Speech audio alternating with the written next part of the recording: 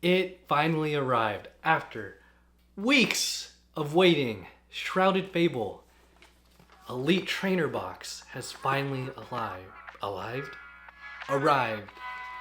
Pokemon Center exclusive nonetheless. Let's get to cracking.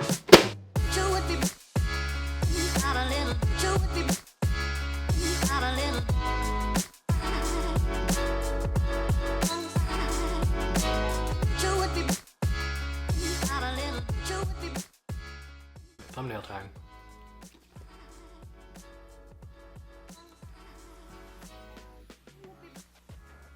So I have one, and Coral has one. She's gonna open it off camera, and we're gonna show her pulls too. And yeah. All right, guys, here we are. Here are Coral's pulls. To kick us off, she got the A-Spec Dangerous Laser. The EX cards, Pheasantipity and Kingdra. And Pheasantipity right now, it's like $12 due to its playability. And I'm actually looking for a couple of them. I need like 2 or 3 of them for my decks I'm building. And then we got 2 more. We got Monkey Dory Illustration Rare and the Secret Illustration Rare, Petron EX. And I didn't know there was like 99 cards in the set. I do know there's like a little over 64. I didn't know it was like below 100, so that's pretty significant. This Petron card's very nice. This is like one of my chase cards. I'm chasing the big 4 out of this set. And this Monkey Dory, solid card. All right, I'm gonna pass those off to Coral, and we're gonna get cracking on this ETB here. It's the first time I'm actually using like a box knife on an ETB. It's kind of scary.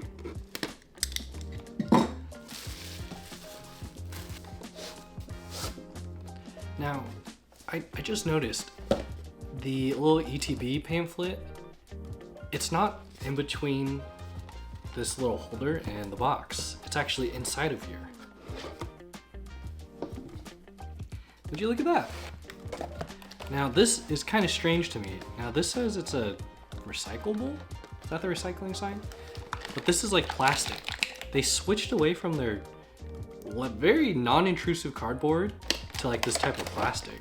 And I wonder if this is kind of like the piece they were waiting for their manufacturing stuff. If like, is this gonna be like the new norm moving forward with ETBs? Because we had that cardboard, which was fine, but this is feels like a step backwards, but I don't know. Maybe this plastic could be recyclable, who knows? Anyways, we got the sleeves here.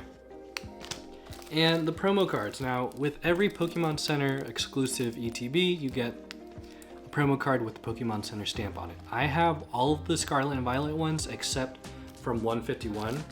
The reason why I don't have the ones from 151 is because those ETBs sold out really fast, and we were unfortunate and unable to grab one in the nick of time. Because every time they went up, people went ahead and crashed the site, and I was like an hour or 2 late before I even learned about it. And with this ETB, we do get 11 packs instead of 10 because it is a Pokemon Center exclusive.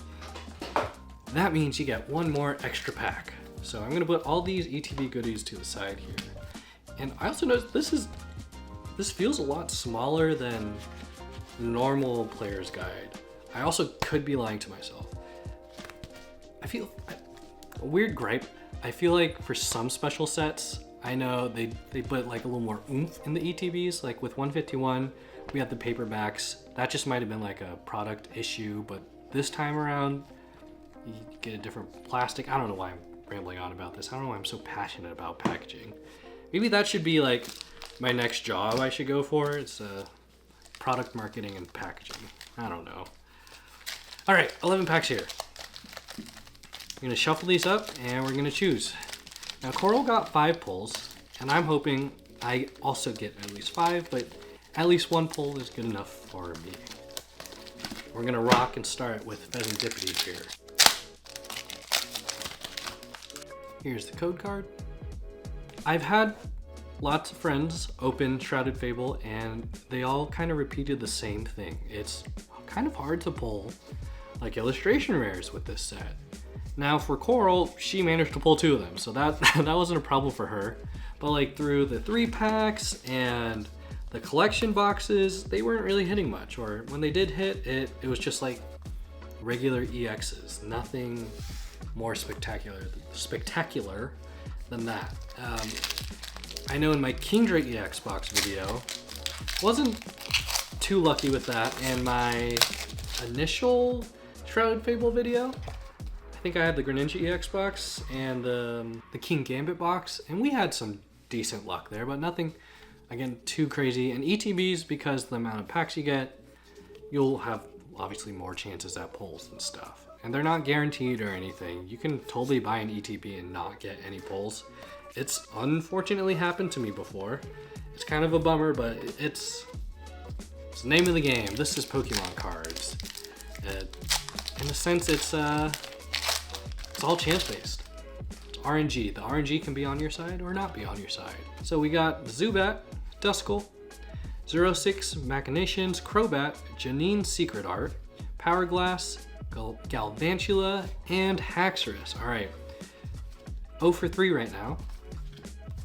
I'm hoping for a couple of Janine Secret Arts, like the full arts, to put into my deck, just so I can have one in my binder as a copy, and then use one for like a couple of dark type decks I'm trying to build. Not spoiling too much, but trying to get way into the meta now. And instead of playing like rogue meta-like decks or like off-meta, just like ever so slightly type decks, I'm gonna throw myself fully in it. But before I do that, I need to pull some cards, and where that goes into is getting back into like the older stuff, quote-unquote older stuff, with like Twilight Masquerade, Paradox Rift, and Pearl Forces. Really just pull cards from there that I need. I don't have to pull them, but mainly just Twilight Masquerade, really. But I still like opening packs. I feel like I never got my satisfaction of opening enough Twilight Masquerade. I definitely got my fill with Paldea Evolved, SV1. What was the set after that? Obsidian Flames. I didn't open much Obsidian Flames, but I got my fill with it. The others, I need a little more. Hey, I got Kingdra EX also. That'd be hilarious if we both got the same pulls. And unfortunate. I still need my fix with Twilight Masquerade. I haven't opened up much since LA Regionals, when it first came out, pretty much. The last Twilight Masquerade packs I opened was,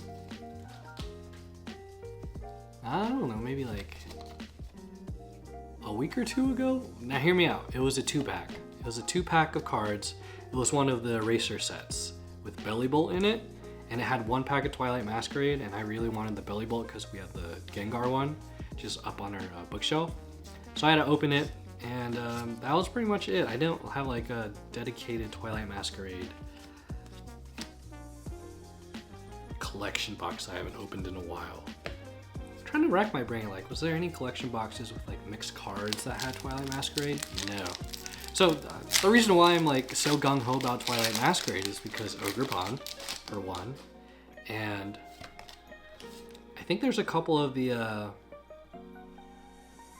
Big Four, and they just have a couple cool cards and handy cards to get from there, and you can never have enough of them.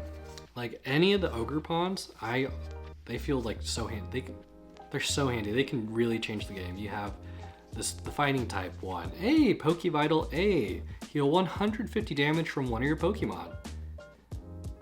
That's actually pretty handy, mainly because a lot of the healing cards, they only do like 30 to 50, and it has like, you have to attach an energy or something along with it. But with this one, you can at least, just slap it on there. It's like a stronger version of Moo Moo Milk. So we got our first Ace Spec in actually quite a minute, like my own Ace Spec. Like I haven't had an Ace Spec in a hot minute. Oh, that's another thing with Ace Specs. Like Prime Catcher, that's a super popular, super playable Ace Spec, and it's like $30. And I've spent like $30 on a single before, but I still have a hard time spending that much amount on a single card for playing if it's not going into my collection. If I'm using it for play, I want at least 2 of them, so one for my one for my binder and one for like play use. It's the woes of being a collector first and a player second. Speaking of playing, Worlds is also coming up. Nah, it just ended. And some of you know I played Miraidon, a Miraidon variant deck before the season ended.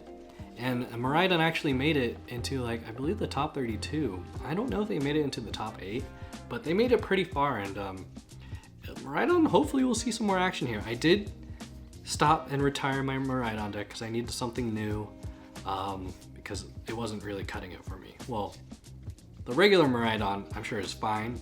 The one I made wasn't really cutting it for me. Okie dokie. Okay. The Miraidon I made wasn't cutting it for me, and I kind of want to play something different because I've only been playing Miraidon since. So let's go ahead and review this Okie dokie EX. So this guy is pretty crazy. He can hit up to 260 if he's poisoned, and like his move right here, if you go turn 1, but you go second, you go ahead and use this move, poison yourself, you are able to do 260 damage, and then where'd it go? You use the tool card, Binding Mochi, and you could do 40 more damage, and you do, I believe, 310 damage afterwards. Right? Where's it? 60, 70, 80, 90. You do 300 damage with Binding Mochi.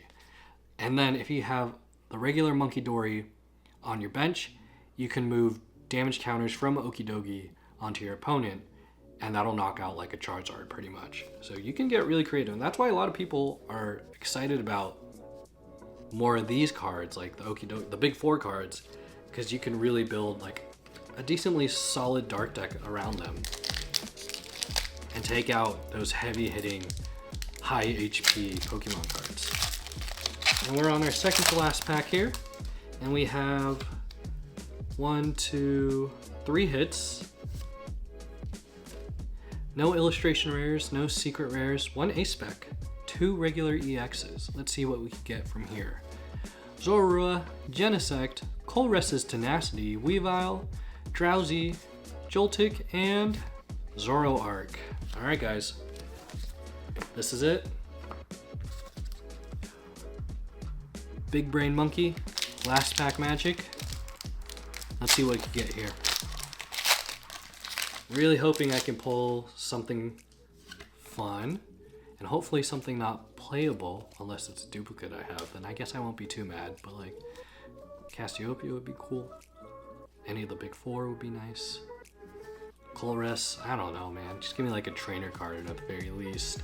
Sylveon, Binding Mochi, 06 Machinations, Persian, and Haxorus. Alright, I'll take that. We got Persian here. And you can see the nice little reflection on the cityscape. That's so cool. Alright. Out of 11 packs, I pulled 1, 2, 3, 4 cards. Not bad. Alright guys, so that was the opening. I did manage to trade my Persian.